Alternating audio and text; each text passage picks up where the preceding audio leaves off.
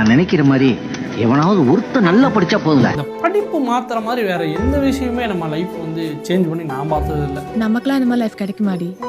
தண்ணி அடிக்கிறது ஒரு லைஃப் அடி இல்லை இந்த மாதிரி ஃப்ரீடமா? நல்லா படித்தா ஃப்ரீடம் எல்லாம் தானே வரும்.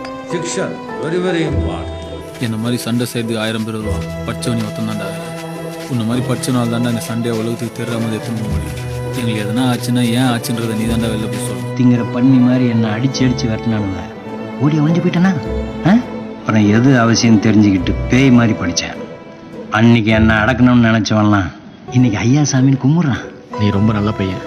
நீ ஆசைப்பட்டது மாதிரியே வாழ்க்கையில் பெரிய ஆளாக வருவ. நல்லா படி. இப்போதைக்கு என்னால் தான் சொல்ல முடியும். நம்மக்கிட்ட காடு இருந்தால் எடுத்துக்கிடுவானு, பூவாக இருந்தால் பிடிங்கிடுவானு. ஆனால் படிப்பை மட்டும் நம்மக்கிட்ட இருந்து எடுத்துக்கிடவே முடியாது சிதம்பரம். நீ அவங்களை எதிர்த்து ஜெயிக்கணும்னு நினச்சின்னா படி.